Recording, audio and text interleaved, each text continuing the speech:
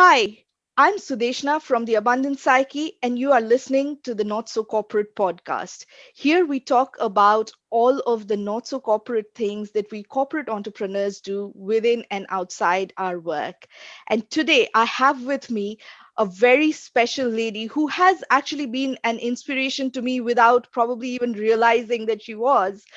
She is an ex McKinsey consultant turned a startup CEO, and she runs one of the coolest and yet I think most valuable of London startups. She runs Koru Kids, which basically is a technology company that helps parents with childcare. And as a new parent myself, I have realized that this was certainly one of the things that was missing from the startup scene here in London, anyway. And I'm so excited to have Rachel Carrell with me. Rachel, Correct. welcome. Thank you very much. I'm excited to be here. Do you want to tell us a bit more about you in your own words? Yes, so I grew up in New Zealand and I grew up in a really small farming town. Went to university just locally in New Zealand and then was very lucky to win a scholarship to come over to England and do postgrad. So I did that for a few years and then worked at McKinsey, as you said. And then along the way, I got really into healthcare as an industry. And so my next job out of McKinsey was working as the CEO of a healthcare company.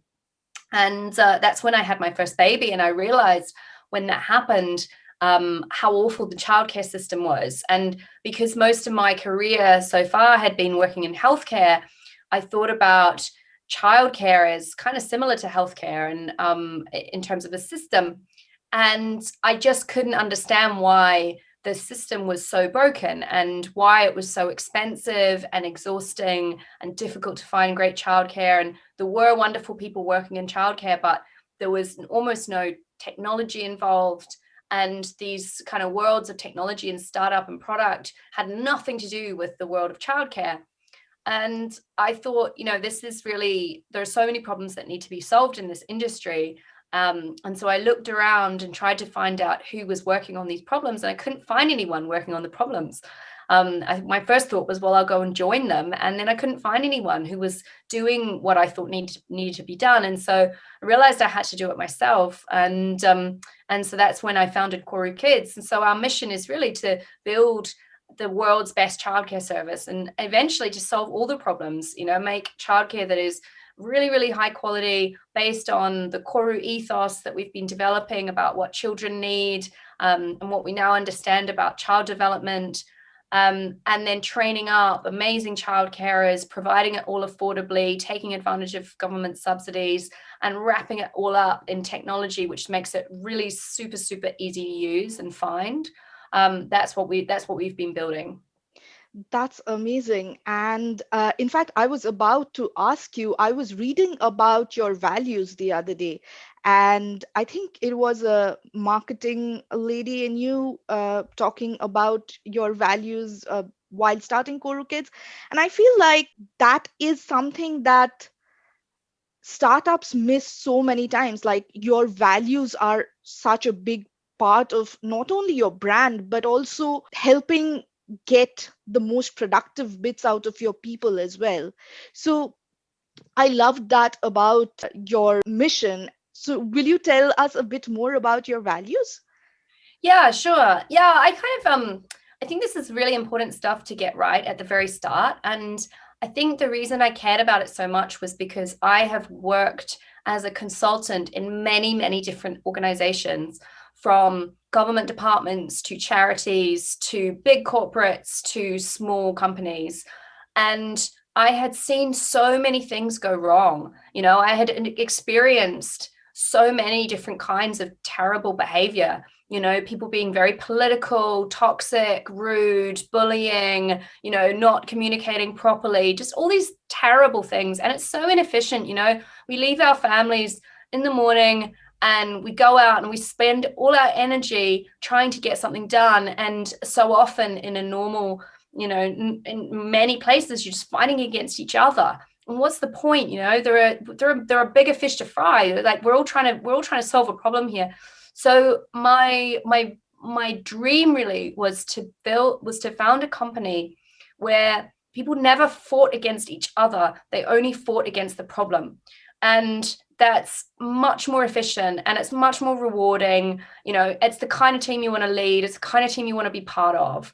And so that's what, like, from day one I was thinking, okay, well, what is it that I need to do? Like, how can I make that happen? And it goes through everything. Part of it is being very clear about what your values are, and then taking that through everything, making sure you hire the right people, you train them the right way, you reward them the right way, you talk about the right things. Like, it has to go through everything. So just to give an example, one of our core values is humility. So I don't hire arrogant people. Not to say that we're not confident, I hire very talented people, and it's not false humility. I mean, if you're talented, you should know you're talented. But to me, what humility is really about is having a mind open to the possibility that you might be wrong. And this is something I saw in many of the places I worked, that people were closed-minded, and they didn't want to admit that they made a mistake, or they didn't want to admit they weren't the expert, or they didn't know something, or they got attached to their own idea. And all of these things are real problems, and they stop you making real progress. They're blockers, actually. So instead, what I say is, it is one of our core values that every human being is wrong, like, multiple times a day, and we all have so many gaps in our knowledge, all of us. And so one of the worst things you can do at Koru Kids, and I say this to every person who joins, one of the worst things you can do is make a mistake and cover it up. Like, that's just not what we're about. We're about being extremely open and honest about the things we know and the things we don't know, because that's what's gonna lead everyone forward as quickly as possible. At the end of the day, we just do whatever it takes to solve the problem as fast as possible. That's what we want. That's amazing. So you spoke about organizations where you saw that sort of toxic culture because of the politics or whatever. So tell me, Rachel, while you were leaving McKinsey, did you know that you wanted to do a startup? Did you know you wanted to start your own thing at some point? Yeah, I always knew that. I think I've always been very interested in business. I think that I have worked for charities and government organizations and other things many times in my career, but the thing that I really like about business is there's a real clarity to whether what you're making is wanted. Because when I did a DPhil, a PhD, I lived in the academic world for a while, and the thing that scared me about the academic world was you're never quite sure whether anyone actually wants what you're doing. You can spend your whole life, like, publishing papers. You don't know how many people read them. Do they value them? Whereas the thing I really like about business is, if we do a bad job at creating a childcare service, people aren't going to buy it, and that's as it should be, right? And then we'll figure that out, and then we'll build something better. And so there's a real, like, clarity, I know that every morning when I get up, I am doing something that people value, and it's helping people. I know that because they come back to us again and again and again. So anyway, so I always want, that's the thing I love about business. And so I always knew I wanted to start a business, but it took me ages to find the thing that I wanted to do. I had so many other ideas. Many of them were totally unlike what I'm doing at the moment. At one point I was really interested in seaweed. I was going to start, like, a seaweed food company. And but every time I had one of these other ideas, I would get kind of excited about it for a while, but then as time went on, I would get less excited, and I'd kind of get over it.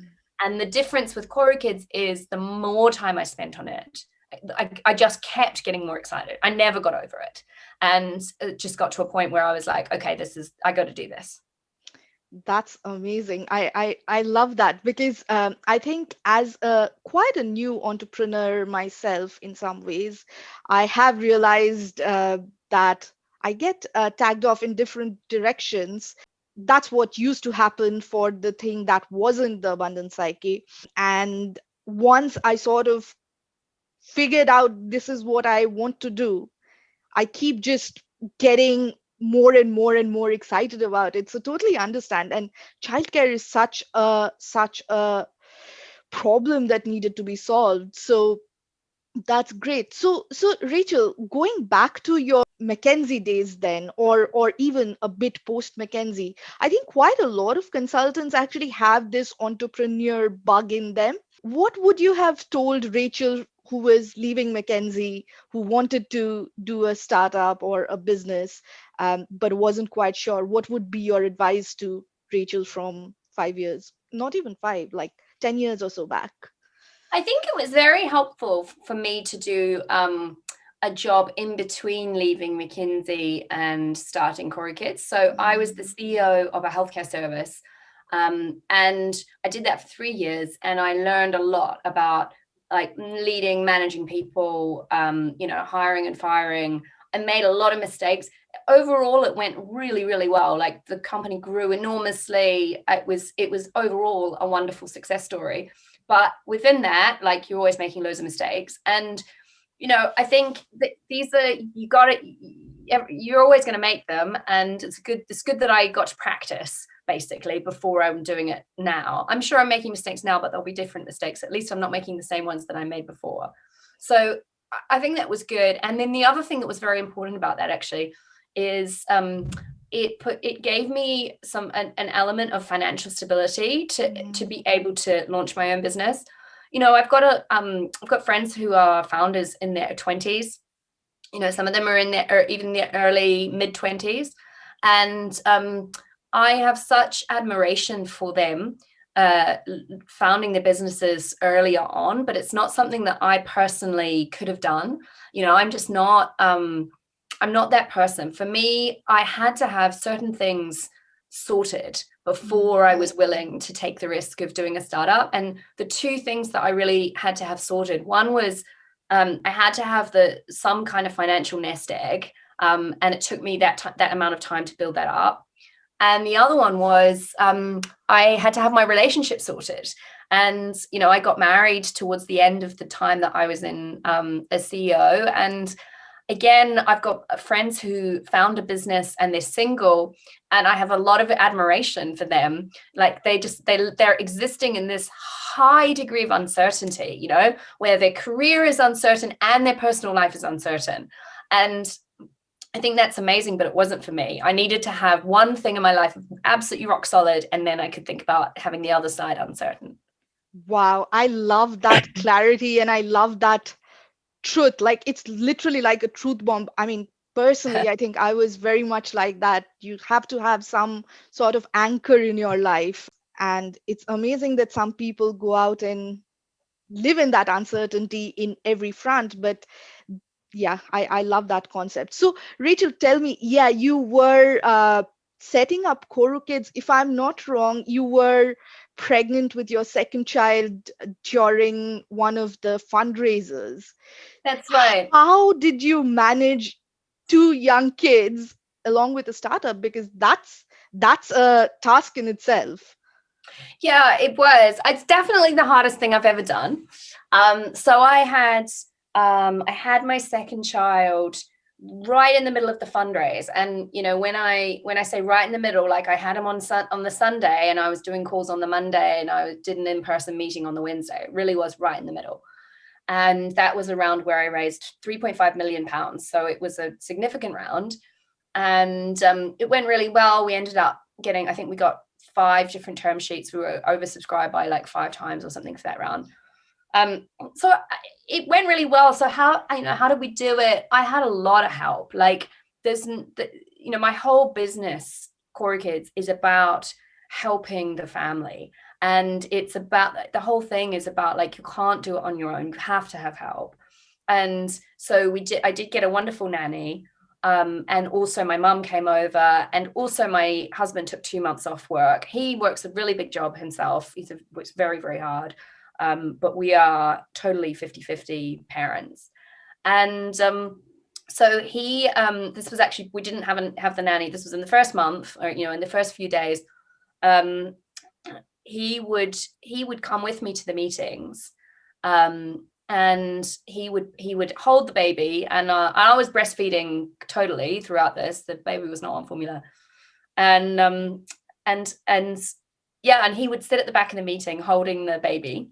And I did some meetings breastfeeding at the same time. I remember there was one meeting in particular where one of the investors, I was like feeding my baby, and I don't know if you've had this experience, but I had a scarf. I was like trying to be discreet, but the baby's like waving his arms, and the scarf keeps on like falling down, and like my nipple is very clearly there.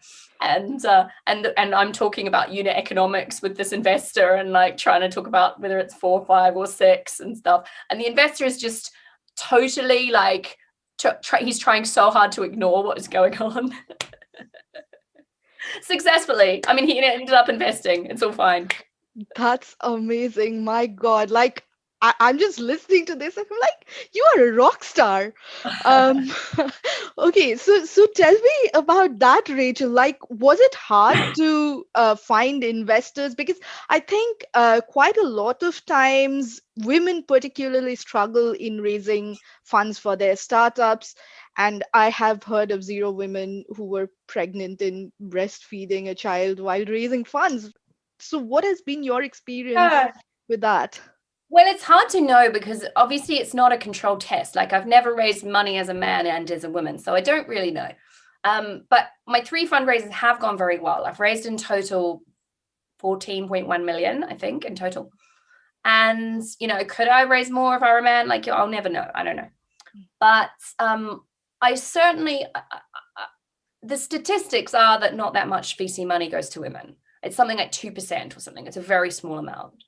And yeah, if you add in like mothers, it probably gets smaller. And if you add in mothers who are, having a baby, yes, it's probably even smaller. But I kind of think that mindset, I actually wish people didn't.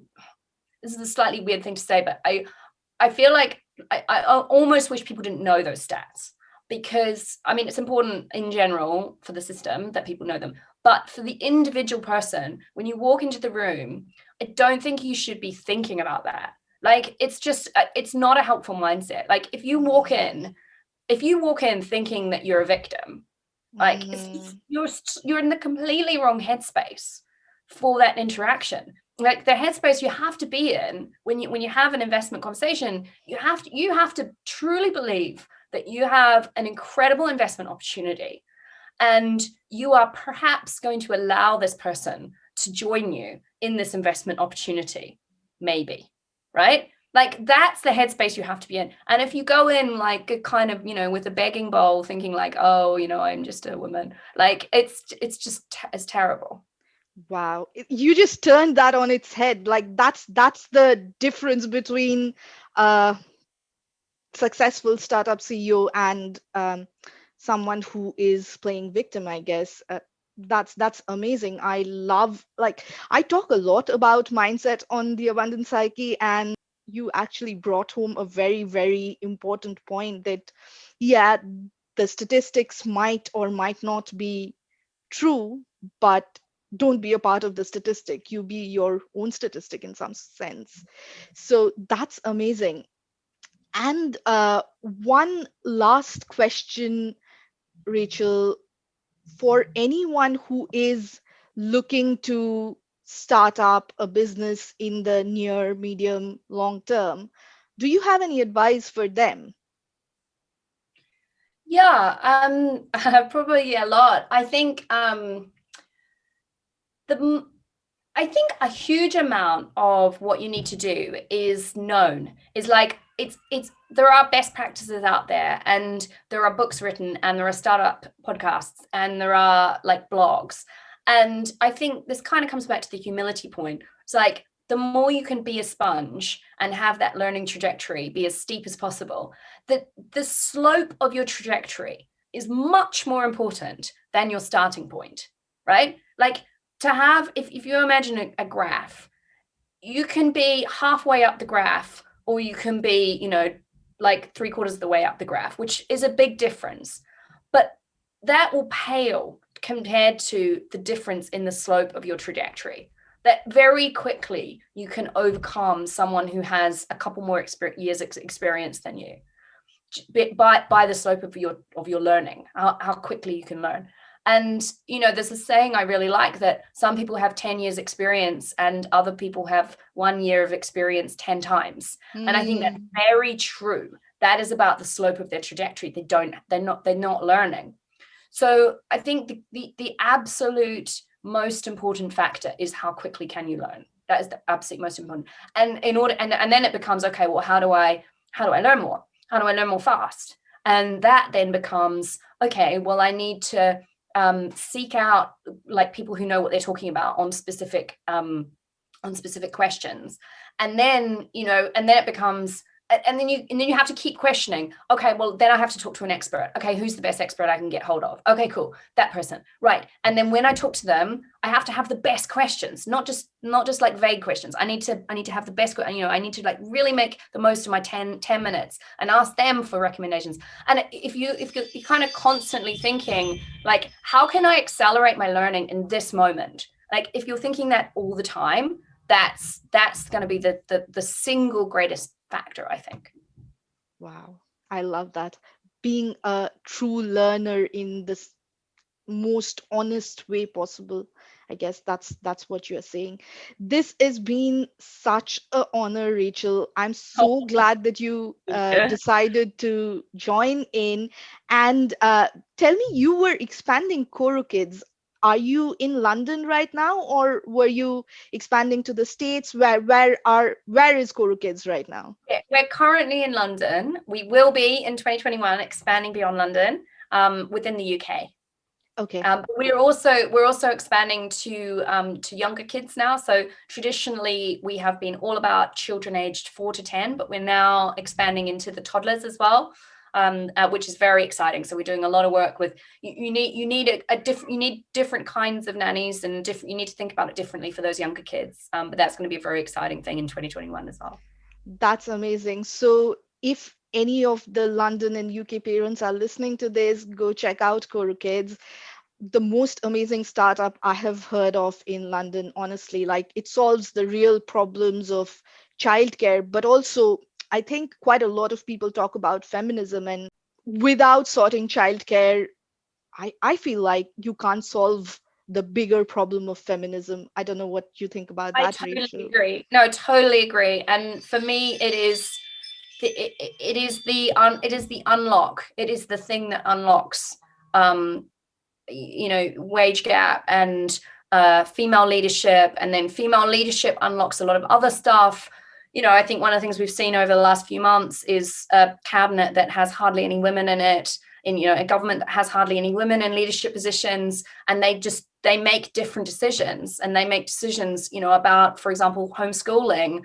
Like this It's a bunch of people who are not experiencing and their friends are not experiencing the consequences of homeschooling, and those are the people making the decisions. I think if you had lots of women in high leadership positions, we would not have had the A levels fiasco. I just don't think we would have, because women do make decisions differently. I think we've seen that very clearly actually in the pandemic. I have a wonderful example in New Zealand of a wonderful empathetic female leader. So I feel very passionate about the importance of females in leadership positions, and that is a huge reason why I'm passionate about childcare, because childcare is a key unlock.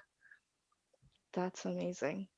Sorry, I know Brilliant. we finished, but No, no, no. I That's feel very that's strongly about it. no, I honestly feel very, very strongly about that as well. And which is why I was like, right from the moment I think I heard of you and Koru Kids, I was like, this lady is just amazing. She's not only paying lip service to the problem, she's actually going out and helping parents and women get there, taking care of the thing that is probably the closest to their heart and the biggest I don't want to call it a burden because children are so fun, but also a biggest part of what holds women back in some sense. So no, thank you so much for sharing that with us.